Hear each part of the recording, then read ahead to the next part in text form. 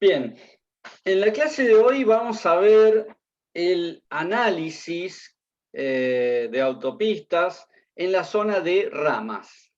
Es decir, vamos a estudiar un poco la metodología de análisis que propone el manual de capacidad y vamos a tener inicialmente una aproximación teórica. Entonces, ¿qué es una zona de ramas y cómo es, digamos, lo que tenemos que diagnosticar, ¿no? Si nosotros vamos a tener en una autopista varias ramas, son justamente lo que llamamos el control de acceso. Recuerden que una autopista tiene total control de accesos, es decir, los vehículos entran y salen a la autopista mediante estos dispositivos de control que son las ramas de ingreso y las ramas de egreso. El resto no permite ninguna salida o entrada al sistema. Una rama de ingreso se caracteriza principalmente por tener un carril que es el que conecta con la zona básica de autopista. Esto puede tener, de alguna manera, uno o dos carriles con diversas condiciones geométricas y les debe permitir a los vehículos tener una aceleración para incorporarse en el flujo vehicular de la autopista a la velocidad que están circulando los vehículos dentro de la autopista. Con lo cual se genera en esa zona de ingreso una especie de turbulencia en el flujo vehicular de la autopista, que es el que va a tener, digamos, una influencia por un determinado espacio, ¿no? Es decir, por lo general se cuenta la turbulencia en prácticamente 460 metros desde que se produce el ingreso. ¿Y por qué se produce esto? Porque los vehículos tienen que ingresar y entrar en el carril de la autopista en el momento que haya un espacio dado por los vehículos que vienen circulando. Es decir, tiene que haber la posibilidad, lo que llamamos un gap, ¿no? Es decir, un espacio que me va a dar, tanto en tiempo como en espacio físico, el ingreso al carril. A su vez, los vehículos que vienen circulando notan y ven que hay un acceso, y muchos de estos vehículos lo que hacen es cambiar de carril e irse a los carriles más internos para evitar esta zona de turbulencia que están ingresando a los autos. Entonces ahí es donde hay un acomodamiento del flujo vehicular que genera inconvenientes, que son los que nosotros vamos a analizar desde un punto de vista de simulación matemática para poder permitir mejorar las condiciones o dar un diagnóstico de cuál es el conflicto. Para las ramas de salida ocurre lo mismo, nada más que la turbulencia se provoca antes. Es decir, ¿por qué? Porque en la rama de salida lo que tiene que ocurrir es que los vehículos que vienen transitando por la sección básica tienen que tomar los carriles externos para poder salir a un carril que es el carril de desaceleración, que va a permitir desacelerar la velocidad que viene de flujo de autopista para ingresar en la trama urbana. Por lo general, tanto la aceleración como la desaceleración tienen un cambio, un salto que va desde los 40 km por hora de la zona urbana a 110 km por hora de la zona de autopistas. En este caso, para las ramas de salida, se produce la turbulencia, la interferencia en el movimiento, también unos 460 metros antes del punto de salida. Acá en estos puntos, lo que nosotros vamos a analizar es el comportamiento de los vehículos que vienen transitando y los que hacen maniobras tanto para entrar como para salir. El modelo de análisis que vamos a tomar para las ramas nos separa la metodología, hace un estudio para ramas de ingreso y la aplicación de otro modelo matemático para las ramas de egreso. Es decir, si bien hay muchas cuestiones de características que son comunes entre ambas situaciones, luego hay una parte que justamente porque es un modelo matemático que está representando dos movimientos diferentes. Esto que vamos a estudiar hoy está en el capítulo 14 del manual de capacidad y nos propone una metodología de 5 pasos. Es decir, hoy, en la clase de hoy, vamos a analizar estos 5 pasos propuestos por el manual de capacidad, donde básicamente, ahora los vamos a desarrollar bien en detalle, pero básicamente es tomar información, ¿no? Es decir, geométrica, volumen vehicular y cuestiones de análisis vehicular. Luego, determinar las condiciones en las cuales está trabajando la autopista, es decir, ajustar el volumen, las velocidades, determinar si no supera la capacidad para ver el nivel de servicio, y a partir de ahí, sí, los últimos pasos va a ser determinar nivel de servicio y velocidades. Es decir, en grandes rasgos es como venimos trabajando siempre, analizando desde las condiciones que recabamos en terreno, qué pasa con la velocidad de los vehículos, con la densidad y justamente la capacidad de la zona. Es decir, eso es lo que vamos a analizar hoy con las diferentes ecuaciones y vamos a determinar qué nivel de servicio tiene esta rama y cómo está trabajando respecto a su máxima capacidad, para luego mejorar, si es que necesita una mejora, digamos, las intervenciones que puede tener una rama pueden ser cambiarla de lugar, es decir, correr la rama físicamente, demoler en el lugar donde está y correrla unos metros, aumentar la cantidad de carriles, cambiar las condiciones geométricas, muchas veces de pendiente o de visibilidad, ver un poco las condiciones de tipología de ramas, si tiene una buena longitud de aceleración. Eso son principalmente los factores que influyen sobre las ramas de la autopista. Por lo general, nosotros hacemos este estudio en la parte de autopistas, ¿no? Luego, en la parte de análisis urbano, vamos a analizar qué ocurre en la rama, en la parte de intersección con las calles urbanas. Es decir, por lo general las ramas las tenemos que analizar desde los dos lados, desde el punto de vista de autopista y desde el punto de vista urbano. Hoy lo que vamos a ver es el análisis de una autopista. Entonces, vamos a ir al paso a paso.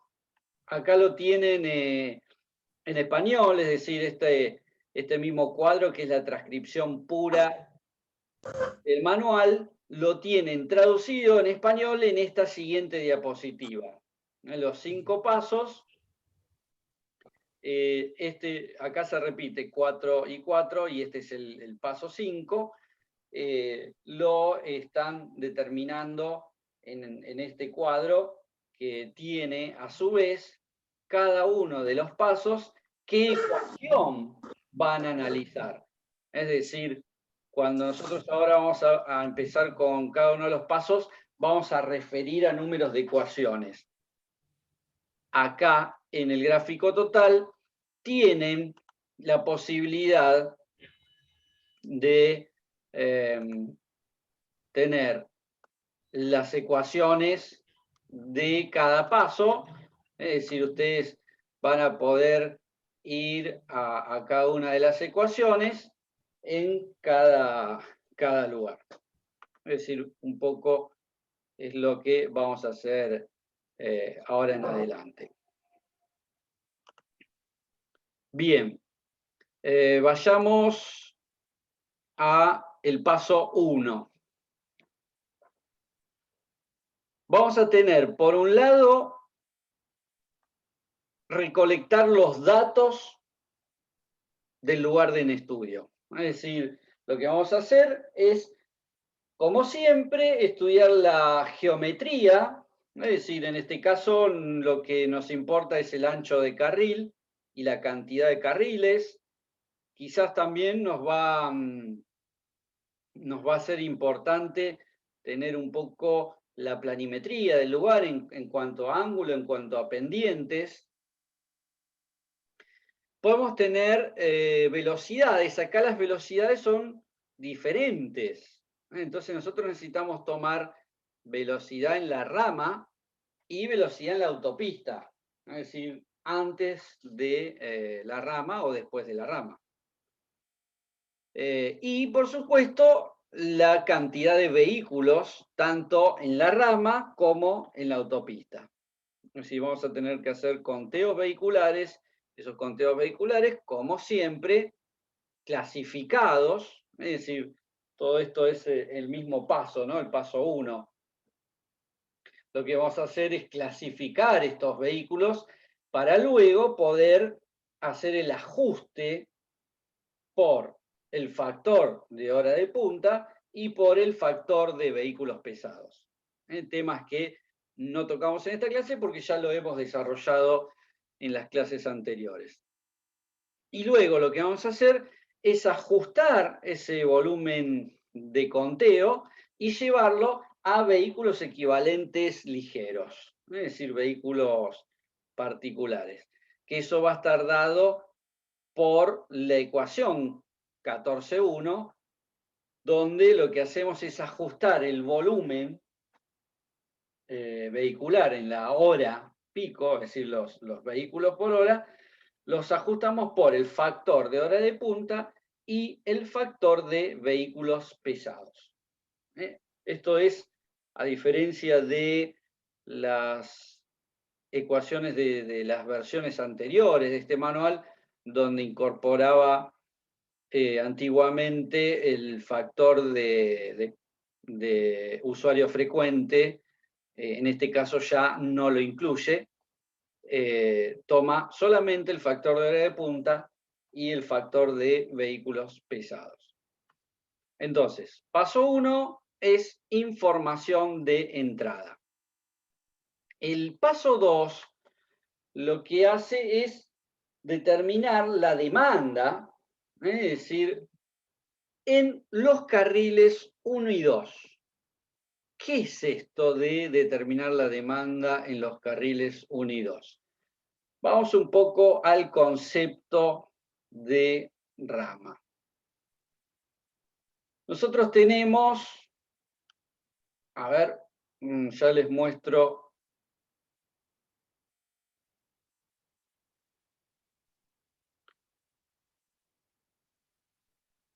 Acá.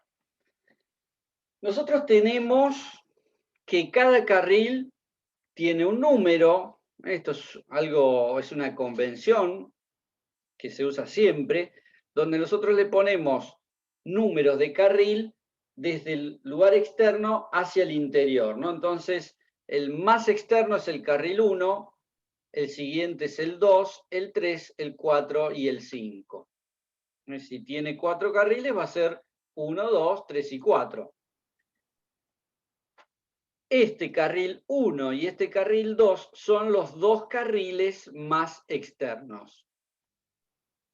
Entonces, lo que me dice la metodología de análisis es que el volumen de conflicto que hay entre el vehículo que ingresa en la rama y el volumen de autopista se produce en los carriles 1 y 2 exclusivamente. Lo mismo ocurre para la rama de salida. Es decir, se dice que los vehículos que están posicionados en los carriles 1 y 2 son aquellos que van a tomar la salida. Es decir, de alguna manera es lógico esta hipótesis y este análisis de entrada, ¿no? Es decir, acá no voy a tener ingresando un movimiento con el carril 3. Va a ser muy difícil porque se está entrando en el carril 1 y a lo sumo puede ser que el vehículo que viene acá se pase al carril 2. Lo mismo para la salida. Los vehículos que salen por el carril más externo. Como mucho habrá un vehículo que se irá de este carril para dar paso, pero nadie va a venir por el carril 3 y va a tomar la salida. Es decir, de alguna manera, lo que requiere análisis son los carriles 1 y 2. Y este es el volumen de conflicto, es decir, el carril 1 y 2 con el entrante. Entonces, volviendo hacia atrás, lo que hacemos en el segundo paso es determinar cuál volumen tenemos en los carriles 1 y 2. Es decir, acá es simplemente un modelo matemático que está desarrollado en las ecuaciones 14.2, dadas por un cuadro que nos va a dar diferentes ecuaciones para cada caso. Una vez que tenemos eso, pasamos al paso 3, donde lo que hacemos es determinar si esa capacidad no está sobrepasada por la demanda. Es decir, si vemos que se sobrepasa por la demanda, lo que hacemos es ya pasar a nivel de servicio F, que nos dispara fuera de este capítulo.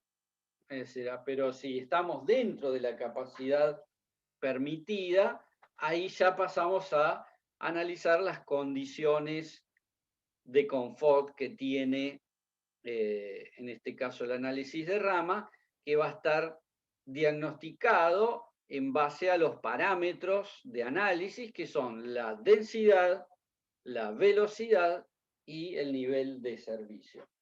Y que eso también tenemos acá la referencia de cada una de ecuaciones y cuadros que nos van a poder determinar dónde tenemos que acudir. Para el caso de la rama de salida, si bien el proceso es similar, tenemos ecuaciones diferentes porque son diferentes los movimientos.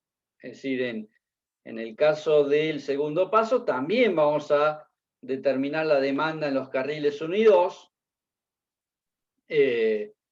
justamente con ecuaciones de modelación matemática diferentes.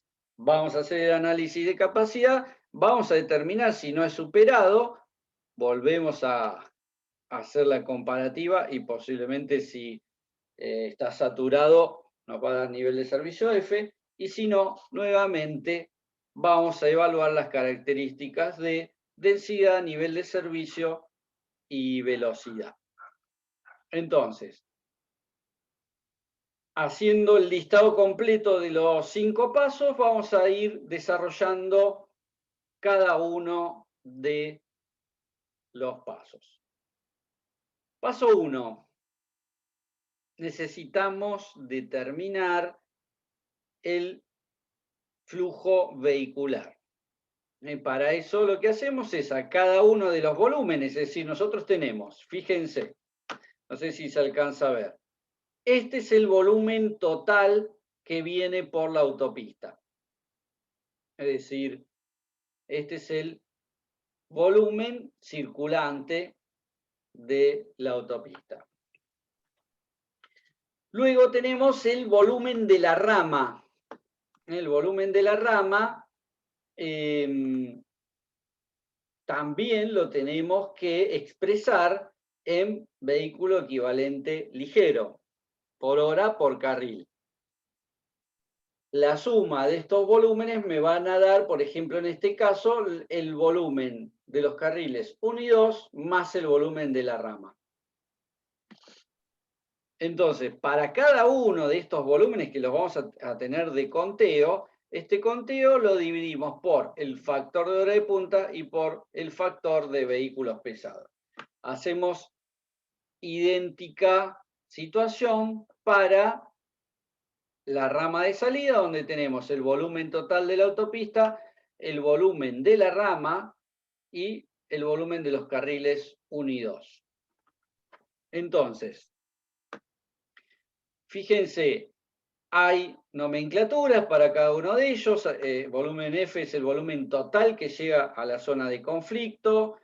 El volumen que pasó la zona de conflicto es el volumen F0. Después tenemos el volumen 1, 2, es el volumen de los carriles 1 y 2, es decir, la suma de estos dos carriles. BR es el volumen de la rama.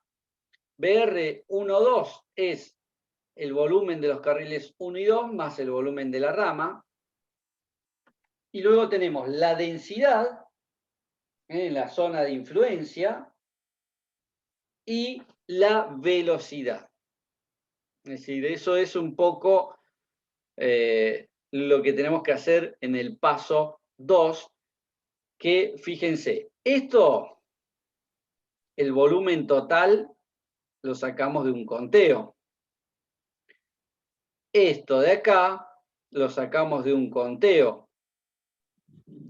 Ahora bien, lo que necesitamos conocer es el volumen que queda en el carril 1 y 2. Y para eso, el manual nos propone un modelo matemático que predice quién va a quedar en el carril 1 y 2 en base a las condiciones de la autopista en estudio. Entonces, para eso, lo que analizamos son diferentes elementos, es decir, que los vamos a tener con los datos del proyecto. Uno, por ejemplo, es la longitud de aceleración, que acá le expresa perfectamente y que ustedes la pueden tener por un plano o por una medición en el campo. Longitud de desaceleración para el caso de una rama de salida. Y por supuesto todas las condiciones geométricas. Nos proponemos entonces calcular el volumen 1, 2. ¿Qué es esto? Es un modelo de predicción. Me está diciendo quiénes de todos los vehículos que vienen por la autopista deciden quedarse en el carril 1 y 2 y no cambiarse al carril 3. Es decir, los vehículos que vienen por acá, cuántos de ellos se van al 3 y cuántos se mantienen por este carril. Eso es el modelo de predicción que hace este paso 2, que prácticamente es el paso más importante de toda la metodología. El resto es comparar con tablas, pero este paso es el paso donde yo voy a predecir cuál es el volumen de conflicto. Para eso, el manual propone diversas ecuaciones que varían en base a la cantidad de carriles que tiene la autopista. Entonces, lo que dice es, el volumen de vehículos que permanecen en el carril 1 y 2 es igual a el volumen total de la autopista multiplicado por la probabilidad de los, o vamos a decir, el porcentaje de vehículos que se mantienen en el carril 1 y 2. ¿Se entiende esta ecuación? La ecuación principal, la 14.2, es, fíjense, el volumen total multiplicado por el porcentaje de los vehículos que se mantienen en el carril 1 y 2. Entonces, como este valor lo conozco, lo que necesito es la ecuación de predicción del porcentaje que se mantiene acá. Y yo digo, bueno, por acá tengo 10.000 vehículos de conteo y el modelo matemático me dice que el 50% se va a mantener en los carriles 1 y 2, entonces yo sé que acá voy a tener 5.000 vehículos. Es decir, lo que necesito saber es este porcentaje. Entonces, fíjense el modelo, las ecuaciones que propone, algunas triviales. Fíjense, para el caso de 2 carriles por sentido, perdón. Es decir, esta es la cantidad de carriles totales. ¿Ven? 4 carriles son 2 en cada dirección. 6 carriles, 3 en cada dirección. 8 carriles, 4 en cada dirección. Siempre que hablamos de autopista, hablamos de la cantidad total de carriles. Entonces, esta ecuación es trivial, es decir, ¿cuántos o qué porcentaje de vehículos se van a quedar en los carriles 1 y 2 si tiene 2 carriles? Obvio, el 100% no tienen otro lugar a donde ir. Entonces, si mi autopista tiene 2 carriles, el porcentaje que se queda es el total. Ahora, cuando tiene 3 carriles, propone 3 modelos matemáticos diferentes. Y ahora vamos a ver qué nos conviene seleccionar para cada caso. Pero la proporción de vehículos que queda en los carriles 1 y 2 es un poco más del 50% más una constante que está en función de la longitud de aceleración. La siguiente ecuación pone como, de alguna manera, variable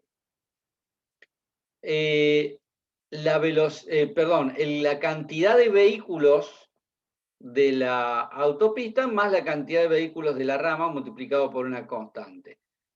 Y a su vez tiene la velocidad de la autopista y la longitud de la rama de salida. Con toda esa información me da el porcentaje, que por lo general va a estar cerca de 50% más menos. Es decir, fíjense en este caso de 3 carriles. Para el caso de 8 carriles, es decir, 4 por lado, me da una ecuación que la pone en base a la relación volumen-velocidad, y lo que me dice es que como variable voy a utilizar el volumen de la rama. Y acá abajo, en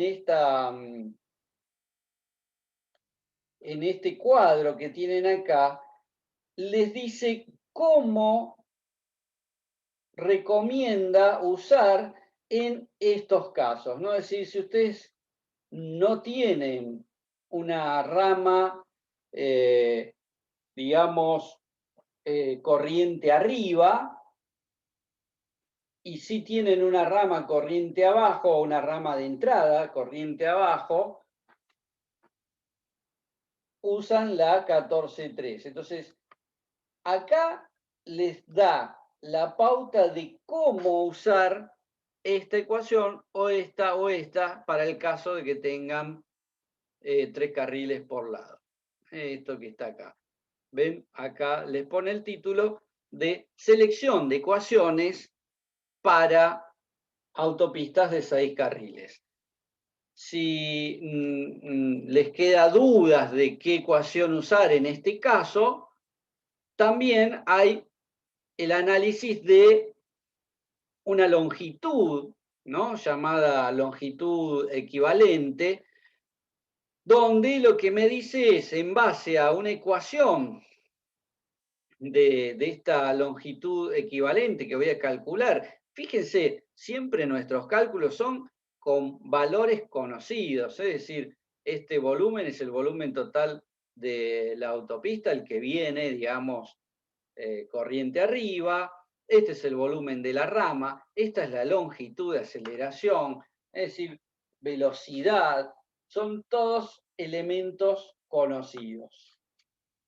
Entonces, en base a esto, lo que vamos a hacer es, dice, bueno, una vez que determinamos la longitud equivalente, si la densidad de la rama es mayor a la longitud equivalente, uso la ecuación 3. Si no, puedo usar la ecuación 4 o la ecuación 5. Es decir, es un aporte más que les da la posibilidad de saber cuál de estos 3 modelos matemáticos se ajusta más para determinar el volumen de los carriles 1 y 2. Bien, en el caso de la rama de salida, también necesitamos conocer el volumen en los carriles 1 y 2. Para eso, el modelo me dice que, fíjense cómo era el anterior, ¿no? Profe, perdón. Sí, adelante. ¿Qué significaba esa variable, digamos, PFM ahí en los de entrada, digamos? La B siempre es de volumen. No, no, no, F, no. La P. es el porcentaje de vehículos que se queda en los carriles 1 y 2. Es decir, de los que vienen por acá, ¿cuántos deciden quedarse y cuántos deciden irse al carril 3 o al carril 4? Es un ¿Qué porcentaje. sería? El volumen de los carriles 1 y 2 dividido el volumen F, digamos. Exacto, exacto.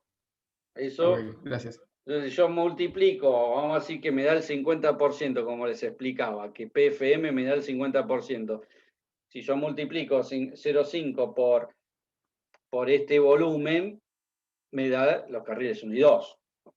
Entonces, volumen, el PFM va a ser un decimal. Supónganse que esta longitud de 0, no sé, nunca va a ser 0 porque es la longitud de la rama. Pero siempre es un decimal, 0,57. ¿Se entiende? Y eso lo multiplico al volumen que viene de la autopista. Está bien, Bien, perfecto, gracias. entonces,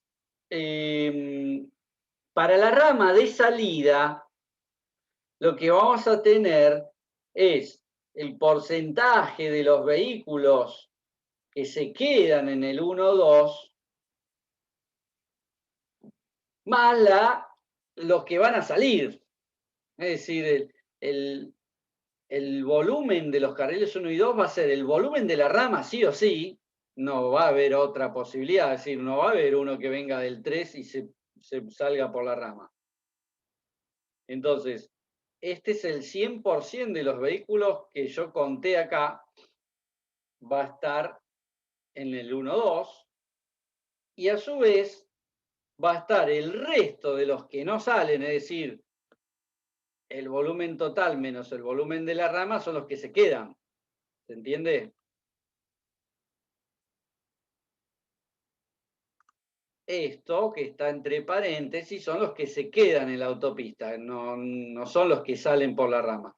Entonces, el volumen de los que se quedan por el porcentaje de los vehículos que se quedan. Es decir, idéntico como lo hicimos recién.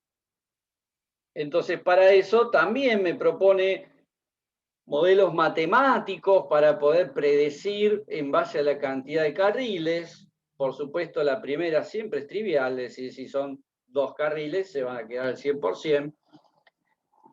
Pero si son 3 carriles, nuevamente me va a dar 3 ecuaciones, cada una con sus variables, en este caso el volumen de la autopista, el volumen de la rama, digamos, los diferentes factores que de alguna manera van a influir sobre nuestro proyecto. De idéntica forma, tenemos en base a ramas adyacentes, es decir, siempre que estudiamos ramas y estudiamos áreas de entrecruzamiento, todos los modelos matemáticos han detectado que hay una influencia de las ramas adyacentes. Es decir, si yo tengo otra rama más cercana a la que yo estoy analizando, me va a generar, ¿no?, algún análisis. ¿Por qué? Supónganse que yo tengo, en este caso, una rama adyacente de entrada. Y acá tienen entrada, salida, ¿no? On es rama de entrada, off rama de salida. Si yo tengo una rama de entrada cercana, muy posiblemente el que entró no se vaya tan rápido al carril 3 o al carril 4. Entonces, ese punto es el que analiza el modelo matemático. Es decir, acá lo que me está diciendo es si yo tengo lo que se llama corriente arriba. Corriente arriba son los que vienen, los que están viniendo. Corriente abajo son los que ya pasaron, está más adelante. Entonces, corriente de arriba, tengo una rampa. Esta rampa es de salida o en este caso, rama de salida. ¿Cuál ecuación se, digamos, ajusta más a las condiciones de mi proyecto? Entonces, con eso yo elijo de analizar una o analizar la otra. Inclusive cuando hagamos los ejercicios, vamos a poder determinar. O sea, lo más diferente sería cuando tenés una adyacente de entrada y una de salida de manera continua, o sea, una continua a la otra. Por ejemplo, Claro. estaba pensando en un ejemplo, ¿no? De tantos. Puede ser en Liniers. Sí, Ahí ahí hay varias ramas, sí. Entonces, eso es un poco siempre tener en cuenta qué es lo que pasa y en base a eso analizar cada uno de ellos. Entonces, por eso que también hay que tener la longitud de las ramas hasta las ramas más alejadas, ¿no? Es decir, siempre tenemos que tener una planimetría de la autopista. Entonces, con estos porcentajes, todo lo demás lo tengo. Todo lo demás, todo lo que yo, digamos, tengo que multiplicar por este factor que sale de acá, lo tengo de conteo. Es decir, el volumen de la rama, el volumen de la autopista menos el de la rama. Todo eso son valores que recolecté como dato de entrada. Entonces, por eso digo que el paso 2 es uno de los más importantes. Bueno, acá también hay un apoyo para poder determinar qué ecuación hay en base a una longitud de equilibrio, por si no les queda claro la tabla anterior.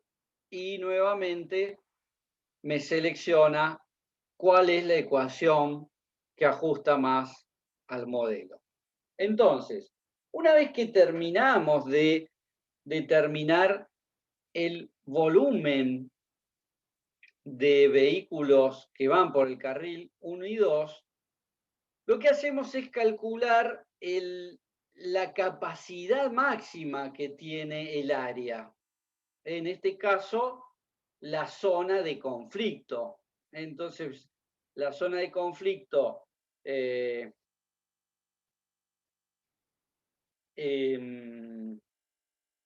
tenemos para la rama, el BR12, está dado por el volumen que se mantiene en el carril 1 y 2 más el volumen de la rama. Entonces, fíjense, vamos acá a los volúmenes. Es decir, el BR12 está dado por los que se mantienen en la autopista más este volumen. Este es el volumen que tenemos que determinar qué está pasando en esta zona. Entonces, lo primero que hace, que es justamente en el siguiente paso, es ver si la suma de estos volúmenes no supera la capacidad total que tiene esta zona. Es decir, yo acá le quiero meter 10.000 vehículos por hora en 3 carriles, no me entran. Entonces ya ahí digo, bueno, no puedo meter 10.000 vehículos en 3 carriles, me da nivel de servicio F. Entonces eso es lo que hace el paso 3. El paso 3 lo que me determina es la cantidad de vehículos en el área de influencia. Para eso lo que tengo que hacer es controlar. Controlar según los criterios que me dice el manual. ¿Cuáles son? Bueno, el volumen total que deja el área de convergencia en la autopista de la rama de acceso, que es el BF0, la capacidad de la rama de entrada, puede ser que se anule simplemente porque no pasan por la rama de entrada, el máximo volumen que entra a la zona de influencia. Todo esto lo registro y lo comparo. Es decir, yo lo que tengo que hacer es compararlo. ¿Cuáles son las comparaciones? Me las da en las tablas 14.10 y 14.11.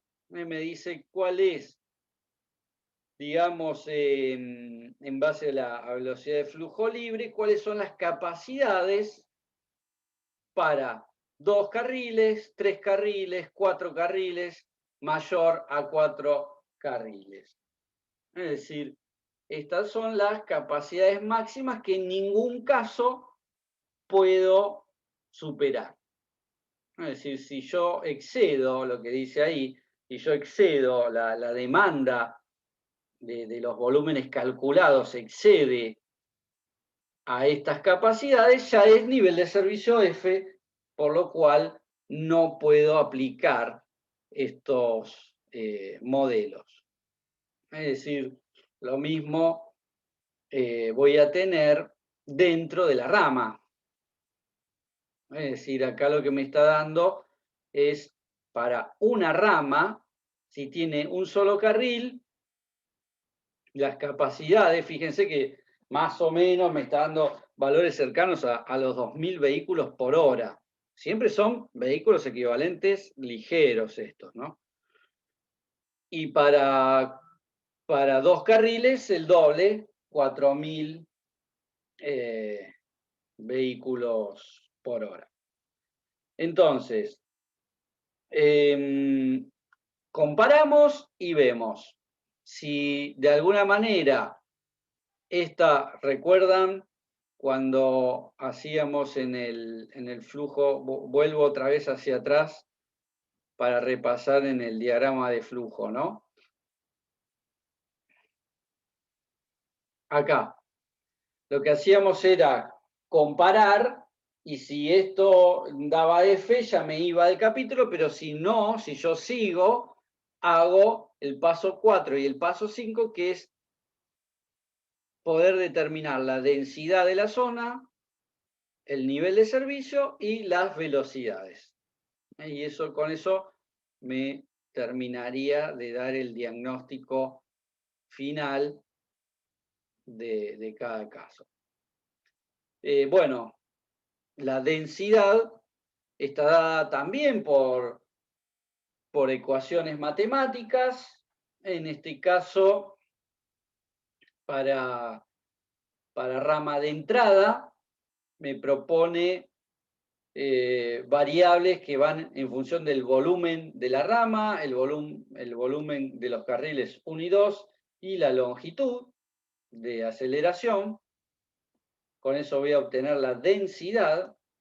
Y para las ramas de salida, el modelo tiene como variables la velocidad, el volumen de los carriles 1 y 2 y la distancia o la longitud de desaceleración. Es decir, ambas longitudes conocidas en base a los planos o las mediciones. Bueno, teniendo la densidad puedo obtener el nivel de servicio. Fíjense que un nivel de servicio acomodado más o menos va entre 20 y 30 vehículos por milla por carril. En este caso estamos viendo el cuadro del manual que está expresado en millas. Nos da entre 20 y 30 vehículos. Nosotros lo que tenemos que hacer es verificar que la densidad que acabamos de sacar recién en base a estas ecuaciones que tenemos acá,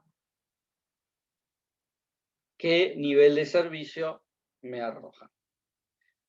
En base a esto, nosotros podemos diagnosticar la condición de la rama y si estamos en una buena condición, es decir, nivel de servicio C o D, no tendríamos mayor problema, sino vamos a tener que tomar acciones como ser aumentar la cantidad de carriles, mejorar las condiciones de posición de la rama, a lo mejor moverla de lugar, agregar una rama más adelante o más atrás, en todas condiciones que van a hacer un cambio en el flujo vehicular.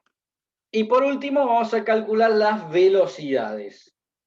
Es decir, las velocidades también con modelos matemáticos vamos a determinar las velocidades tanto en la rama como en los carriles de la autopista. Estas velocidades salen a partir de ecuaciones que propone el modelo. Generalmente, fíjense, están relacionadas con el volumen, la cantidad de carriles, es decir, son valores que me van a dar la velocidad en conjunto de la zona de influencia. Es decir, acá tienen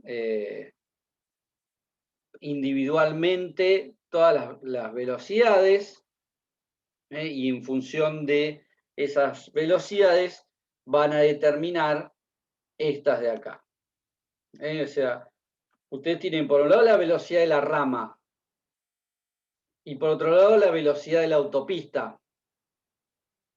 Entonces lo que propone el modelo es determinar la velocidad, vamos a decir, promedio de toda la zona de turbulencia. Va a haber vehículos que van a ir más rápido, vehículos que van a ir más lento. Entonces, la estimación de la velocidad promedio, acá lo ven en esta ecuación de todos los vehículos de la intersección, está dado por estas ecuaciones, tanto para ramas de entrada como para ramas de salida. Y de esa manera vamos a poder conocer todos los elementos. Finalmente, digamos, se dan algunos datos extras en la metodología cuando, por ejemplo, tenemos ramas con 2 carriles, entonces les da un poco algunos factores de apoyo para estos casos, diferentes a los planteados anteriormente.